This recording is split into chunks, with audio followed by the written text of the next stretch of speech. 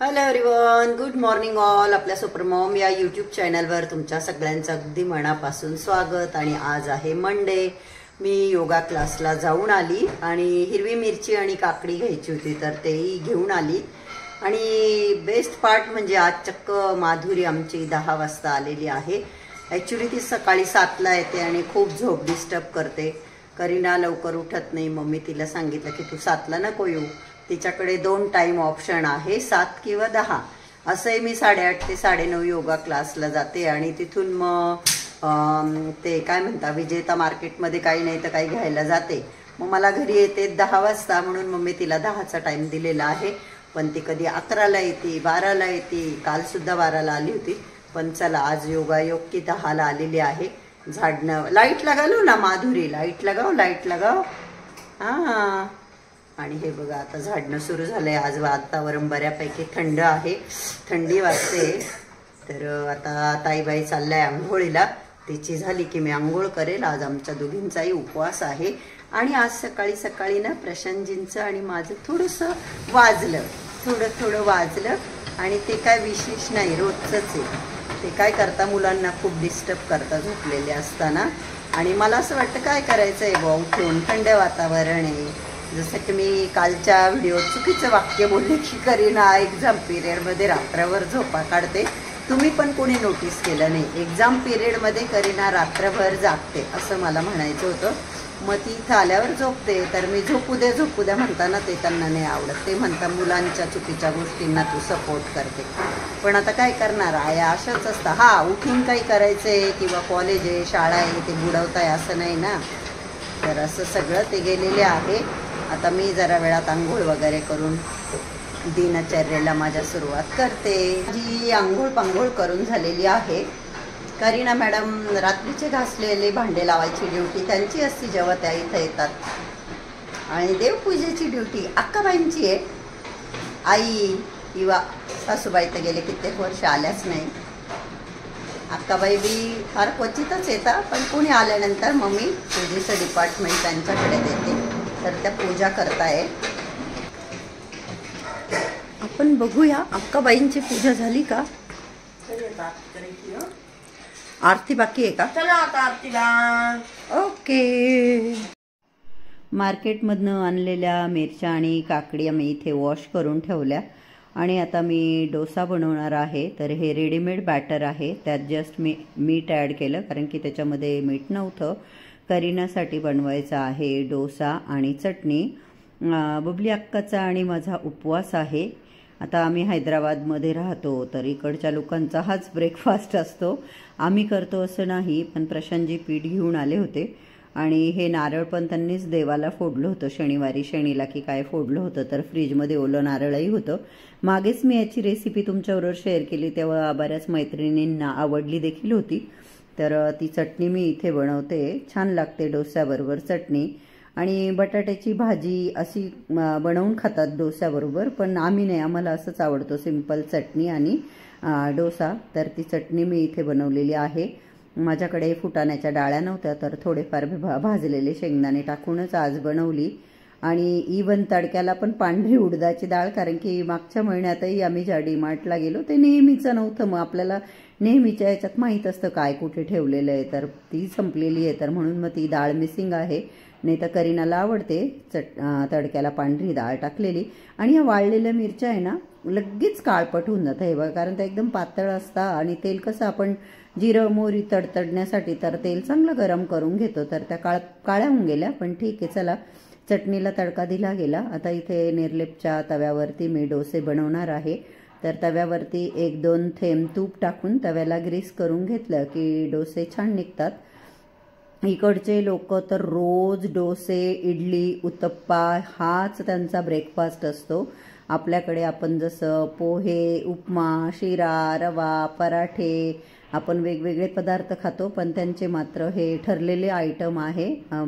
अजून एक पुलुगुलू असं काहीतरी आहे ते गोल, ते पण त्या डाळीच्या म्हणजे ज्याच्यापासून हे इडली वगैरे बनतं त्याच आट्यापासून ते पुलुगुलू पण बनत असतील. ते पण ते शेंगदाण्याच्या चटणीबरोबर सर्व करता.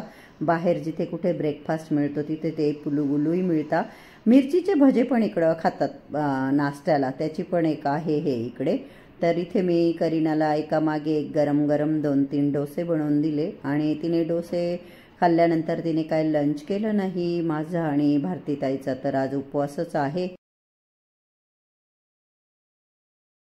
तर इथे मी हे करीनाला नाश्ता देण्यासाठी प्लेट घेतली, वाटीमध्ये चटणी दिली. चटणीची टेस्ट छान लागली. चटणी पण अनेक वेगवेगळ्या प्रकारची केली जाते, मी पण करत असते डिफरंट टाईपची, पण डोसांबरोबर अशीच चटणी छान लागते. तर इथे मी ही 2 डोसे आणि चटणी करीनाला दिली गरम गरम खायला. आता इथे ह्या पॅनमध्ये मी कोबीची भाजी करणार आहे. तर तुपाचीच फोडणी देणार आहे. छोटासा कोबीचा गड्डा मी कट केला आणि थोडंच तूप घेतलं, कारण थोडाच घेतला होता कोबी, कारण मागच्या वेळेस केला होता तर बराच वाया गेला होता. बाय द वे तुम्हाला सांगायला आवडेल, प्रशांतजींचं जे टार्गेट वेट होतं आजच्या तारखेत, आज सकाळी जेव्हा त्यांनी त्यांचं वेट केलं तर 70 वेट झालेलं आहे. म्हणजे त्यांनी 94ने सुरुवात केली होती, 94चे ते 70वर आले. तर ऑलमोस्ट 24 किलो वजन कमी झालं. तर त्यांच्यासाठी मी इथे ही कोबीची भाजी बनवत आहे. हिरवी मिरची टाकूनच बनवलेली, त्यांना आवडते. आणि आपल्याला असं वाटतं ना, बाबरे कसं खात असतील हे, मला स्वतःलाही असंच वाटतं, परंतु ते आरामशीर मस्त कोबीची, फ्लावरची, भेंडीची, इवन सुक्की वांग्याची भाजी, कोणतीही भाजी ती चमच्याने खाता. त्याच्याबरोबर दह्याचा 1 चमचा खाता, 1 पीस काकडीचा खाता, आणि जणू काही त्यांना या सगळ्या गोष्टींची आता सवयच झालेली आहे. तर ही कोबी बनवली त्यांच्यासाठी. हा लोण्याचा गोळा आहे, तूप कडवायचंय. तर मी माझ्याकडे जे बीटर आहे त्याच्यानेच ते काढलं लोणी. आता मस्तपैकी तूप कढायला ठेवलंय गॅसवर. गॅस फुल कर बेटा. किती ब्युटिफुल दिसतंय, गोल गोल. हात लाव. स्वच्छ आहे ना हा. आणि आता जस्ट प्रशांतजींचा कॉल आला, आणि आमच्याकडे असंच असतं, तुमच्याही बाबतीत असं घडतं का? कॉल आला, खाली या, डीमार्टला जायचंय. म्हणजे आधी चर्चा झालेली आहे, पण काल परवा, मग आज थोडं आधी सांगायचंय ना, 10 मिनिटांनी आम्ही येतो, मग आपण जाऊ. तसं नाही. इकडे करीना मॅडम. तर आता करीना आणि मी जात आहोत डीमार्टला. आमच्या अक्काबाई काय यायला तयार नाही, कारण की त्यांचं वाचन चालू आहे, भगवद्गीतेचं वाचन करताय. तर तिचं म्हणणं, मी भगवद्गीतेचं वाचन करेल, आराम करेल, तुमच्याबरोबर येऊन मी काय करू. तिला म्हटलं ठीक आहे बाई, आता आम्ही डीमार्टला जातोय. मी खाली घेते भाज्या. आम्ही आलो आमच्या घराच्या लिटरली बाजूला भाज्यांसाठी. तू ऑर्डर नका. हे पवार साहेब मुली घेताना जे नुसतं ते खातील, कारण की मी तर खात नाही. आणि मग आम्ही सांगितलं मला पावभाजी खायची आहे, आणि मग मी त्याच्यासाठी भाजी घेते.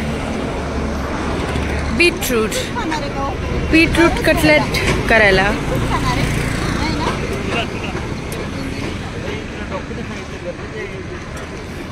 बीटरूट कटलेट कर ना.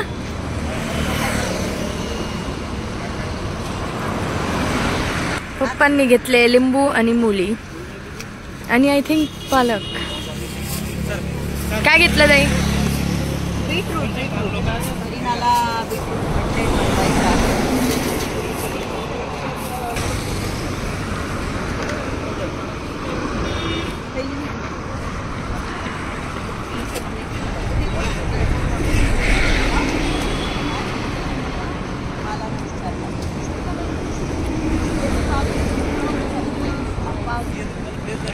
नेक्स्ट चालू. ऑलमोस्ट 7 महिने होऊन गेले मला या सोसायटीमध्ये राहायला येऊन, आणि मे बी नंतर चालू झाले असतील हे भाजीवाले इथे स्टॉल लावायला. तर आज मला पहिल्यांदाच कळलं की दर सोमवारी 4 वाजता इथे एवढी मोठी भाज्या विकणाऱ्यांची लाईन लागते, आणि ते पण रेट पण मला हे वाटले, फिक्झिबल वाटले रेट पण मला, आणि भाज्या पण फ्रेश मिळाल्या. आसपासचे खेडे आहेत ना, त्या खेड्यांवरून ते लोक आणतात भाज्या, त्यामुळे रेट कमी असतात ते. हा, खूप छान भाज्या मिळाल्या, आणि पैसे पण त्यांनी योग्य ते लावले. तर मला फर्स्ट टाइम कळालं आज. म्हणजे आठवड्यातून 2दा-3दा येता, पण एवढं मला मी लक्षात ठेवायला पाहिजे, पण ठेवत नाही.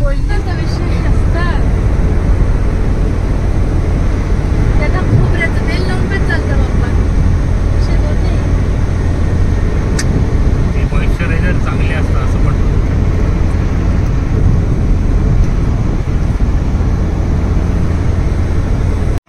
आणि करीनाचे पप्पा आम्हाला सोडून ते त्यांचं काहीतरी ऑफिसमध्ये काम होतं, तिकडे चालले गेले. आता करीना देते बॅग त्यांना, आणि आम्ही डीमार्टमध्ये आता ग्रॉसरी घेणार आहोत.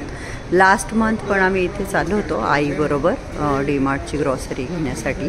तर हे बघा इथे आहे मोठं डीमार्ट. डीमार्टच्या सामानाची सुरुवात वाघ बकरी टीने केलेली. बघू आता करीना मॅडम काय काय घेता. तर पप्पांसाठी लागणारी ग्रीन टी आहे वाटतं. ग्रीन टी पण आहे, हनी पण आहे, डेट्स पण आहे घरी. अरे अरे स्लो स्लो.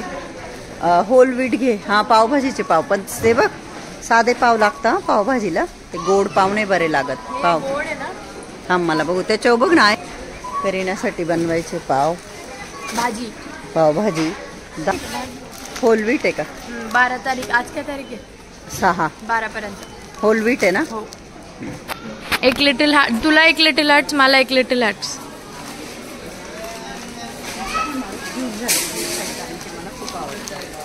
मोनॅको घे छोटू. लेफ्ट. हा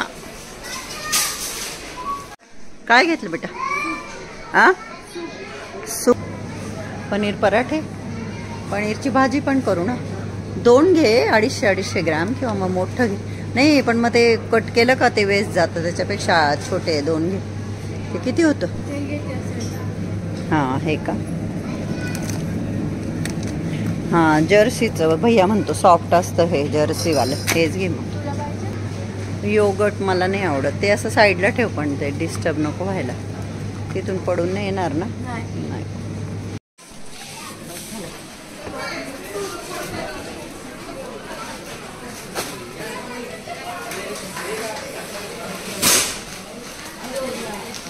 राई 200 ग्राम. एवढी काय उतू उतू. बेडगी मिरची 100 ग्राम.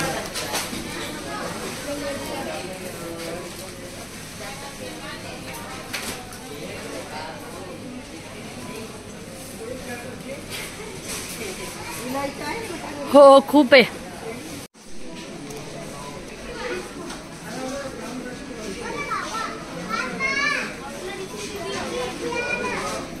मॉम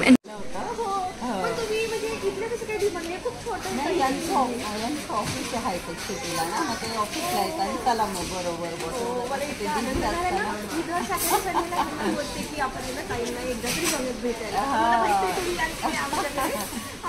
आणि इथे डीमार्टला मला माझ्या एक व्ह्युअर्स भेटलेले आहे. माझी मैत्रीण म्हणू शकतो. आम्ही दोघी ऑलरेडी व्हॉट्सअपवर बोललेलो आहे.